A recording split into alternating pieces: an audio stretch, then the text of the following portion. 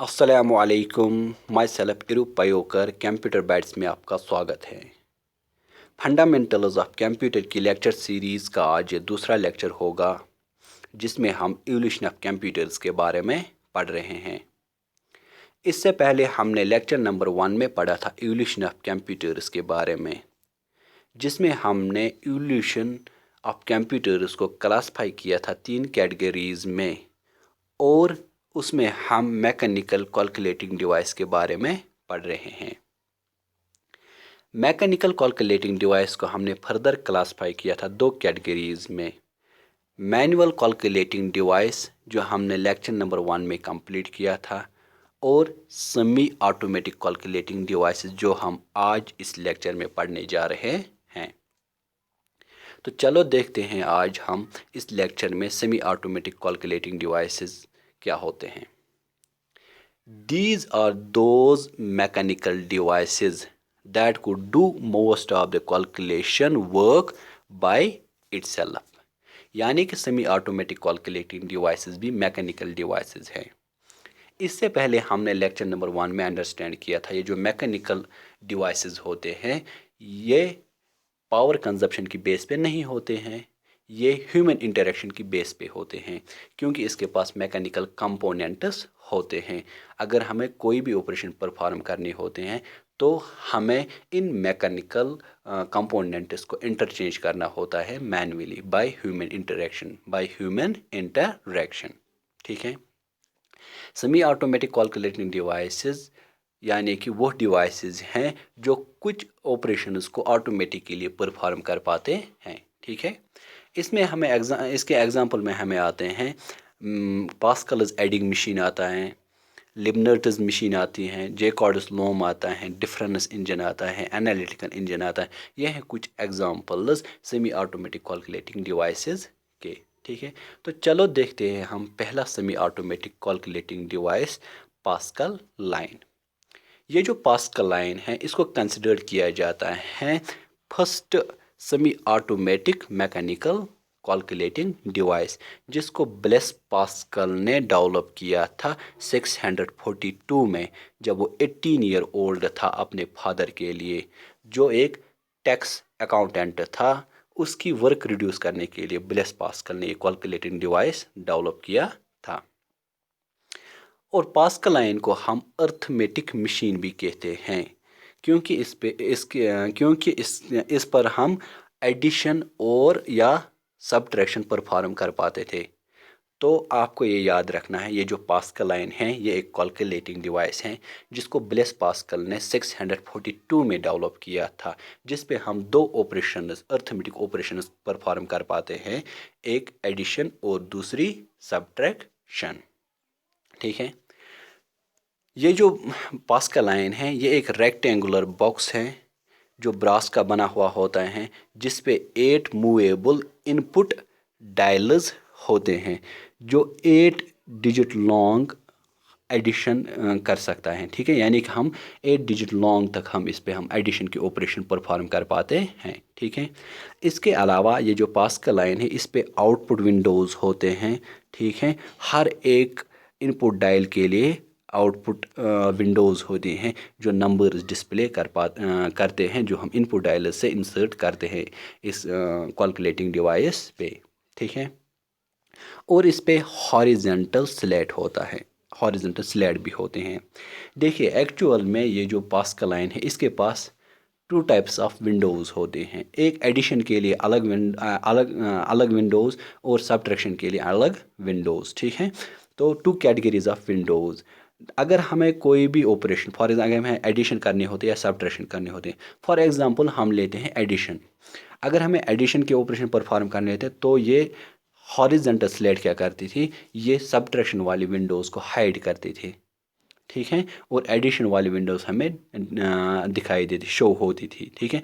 जिसपे हम numbers insert जो हमने नंबर्स इनपुट डायल से इंसर्ट किए हैं वो डिस्प्ले हो जाते हैं वहाँ पे। ठीक है। और अगर हमें सब्ट्रैक्शन का ऑपरेशन परफॉर्म करने हो तो हम इसको मूव करते थे डाउनवर्ड्स। ठीक है।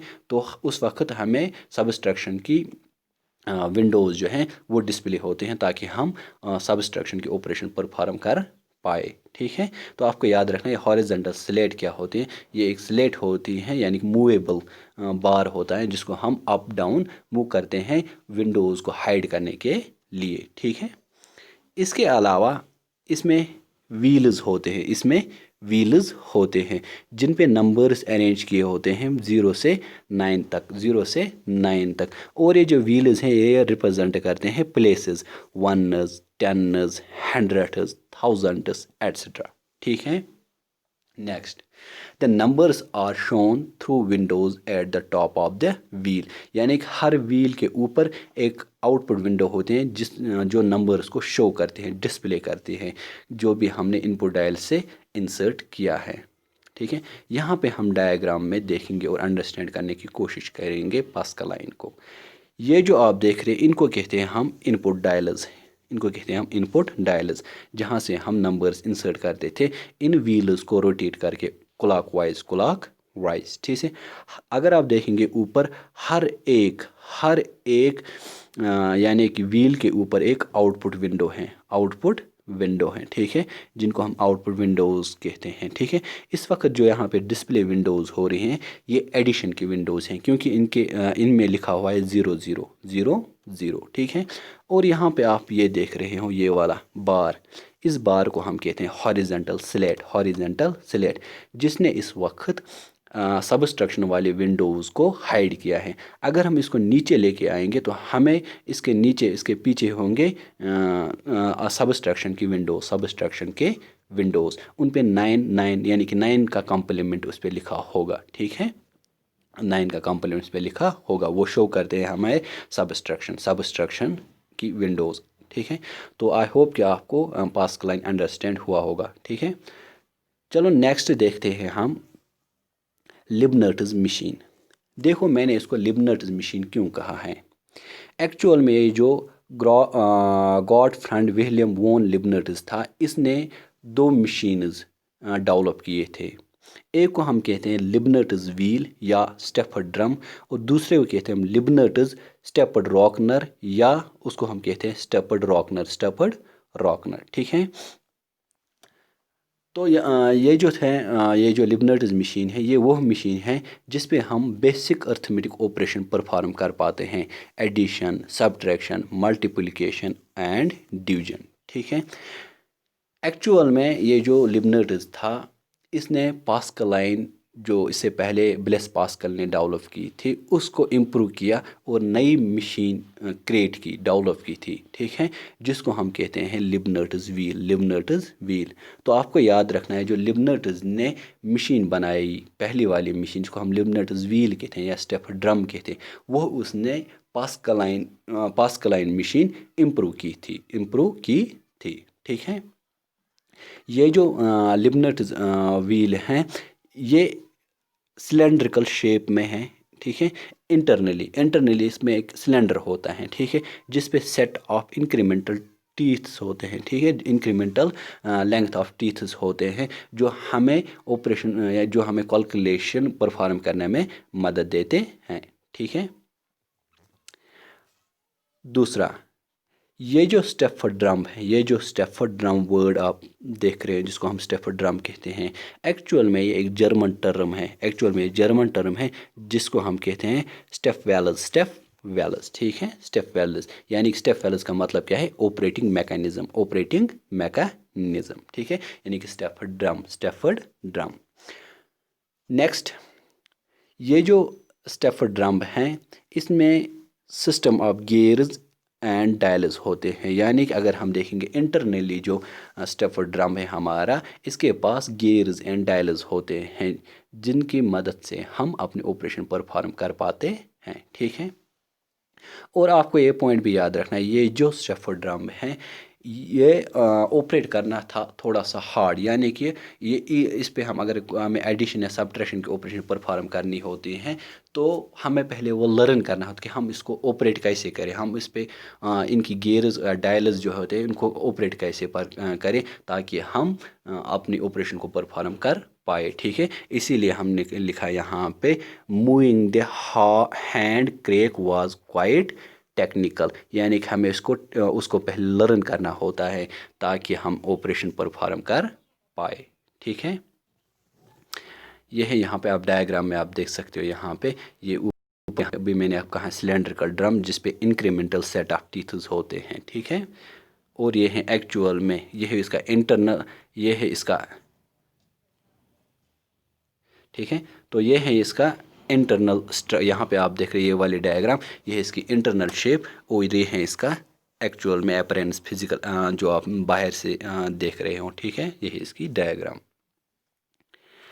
तो नेक्स्ट पे हम चलते हैं, उसके बाद आता है हमारा स्टेपर्ड रॉकनर, क्योंकि अभी मैंने आपको बोला है इस गॉडफ्रेड विलियम लिबनिट्ज़ ने 2 मशीन्स डेवलप किए थे। ठीक है, इससे पहले वाले जो उसने स्टेपर्ड ड्रम उसने डेवलप किया था वो उसने इम्प्रूव की थी पास्कलाइन को, और ये जो स्टेपर्ड रॉकनर ये इसने डेवलप किया था उसमें इसने इम्प्रूव किया था स्टेपर्ड ड्रम को। ठीक है, गॉडफ्रेड William Leibniz built a machine called the Stafford Rockner based on the design of Stafford drum in 1673। ठीक है, और ये जो स्टैफर्ड रॉकनर है ये डिजिटल मैकेनिकल कैलकुलेटर है। ठीक है, जो किसका बना हुआ आता है, फ्लूटेड ड्रम्स का, instead of gears, around 673 and completed in 694।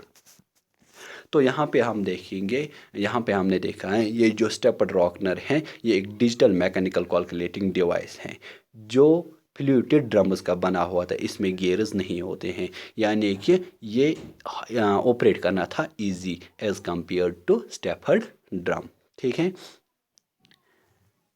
ये जो स्टेपर्ड ड्रम है इसमें 10 फ्लूटेड ड्रम्स होते हैं जो अरेंज किए होते हैं इसकी सर्कमफ्रेंस में स्टेपर्ड फैशन में। स्टेपर्ड रॉकनर जो है इस पे पहली बार डेसिमल नंबर्स इम्प्लीमेंट किए गए हैं। ठीक है, यानी कि स्टेपर्ड रॉकनर वो डिवाइस हैं जिस पे डेसिमल नंबर्स भी यूज़ किए गए हैं। ठीक है, और स्टेपर्ड रॉकनर पहला कैलकुलेटिंग डिवाइस है जिसमें हम बेसिक 4 अर्थमेटिक ऑपरेशन परफॉर्म कर पाते थे। ठीक है, यहाँ पे आप डायग्राम में देख सकते हो, ये है हमारा स्टेपर्ड रॉकनर जो लिबनिट्ज़ ने डेवलप किया था। ठीक है, जो इजी था as compare to stepped drum, और फास्ट था उससे, और उससे फास्ट था ऑपरेशन करने में, और ऑटोमेटिक भी था क्योंकि ये कैरी, फॉर एग्जांपल आपको एक एग्जांपल, क्योंकि हमने अभी पढ़ा था, हम पढ़ रहे हैं सेमी ऑटोमेटिक कैलकुलेटिंग डिवाइस, यहाँ पे हम उसको अंडरस्टैंड करने की कोशिश करेंगे with the help of example. For example अगर हमें इस स्टेपर्ड रॉकनर पे एडिशन की ऑपरेशन परफॉर्म करनी होती है, फॉर एग्जांपल मुझे 56 को ऐड करना है 48 से, ठीक है, इस मशीन पे। तो देखिए अगर हम 6 को प्लस करेंगे 8 से, 6 + 8 हुआ हमारा 14। ठीक है, 14, तो 1 हुआ यहाँ पे कैरी। ठीक है, यहाँ पे 1 आ जाएगा कैरी। ठीक है, यहाँ पे 1 आ जाएगा कैरी। अगर हम ये ऑपरेशन किस पे परफॉर्म करते हैं, इस स्टेपर्ड रॉकनर पर, तो ये ऑटोमेटिकली ये जो कैरी आया यहाँ पे ऑटोमेटिकली इसको ट्रीट करेगा, यानी कि इसको जनरेट करेगा, फिर नेक्स्ट प्लेस पे ले जाएगा, फिर उसे वहाँ पे काउंट करेगा। ठीक है, इसलिए इनको कहते हैं सेमी ऑटोमेटिक कैलकुलेटिंग डिवाइसेस। क्यों, तो यहाँ पे आपको याद रखना है इसमें कैरी का जो कंसेप्ट था वो ऑटोमेटिक के लिए ट्रीट किया जाता था। ठीक है, तो यहाँ पे हम देखेंगे इसका रिजल्ट निकलेगा 104। ठीक है, तो नेक्स्ट हम देखते हैं अब जोसेफ जैकॉर्ड्स लोम। एक्चुअल में ये जो लोम था इसको बनाया गया था कम्प्लेक्स पैटर्न्स को सिंप्लीफाई करने के लिए the process of manufacturing textile, जो इसमें कम्प्लेक्स पैटर्न्स थे जिनको हम कहते हैं ब्रोकार्ड या डेमेक्स या मेटलेसिस। ठीक है, मेटल लेसेस ये कुछ पैटर्न्स है जो बहुत ही कम्प्लेक्स थे। उनको सिंपलीफाई करने के लिए जोसेफ जैकॉर्ड्स लोम ने एक मशीन डेवलप की थी जिसको हम कहते हैं जैकॉर्ड्स मशीन यानी कि जैकॉर्ड्स लोम ठीक है। और ये जैकॉर्ड्स लोम क्या करता था, ये इन कम्प्लेक्स पैटर्न्स को कंट्रोल करता था। The control of the weaving to make the complex patterns easy ठीक है।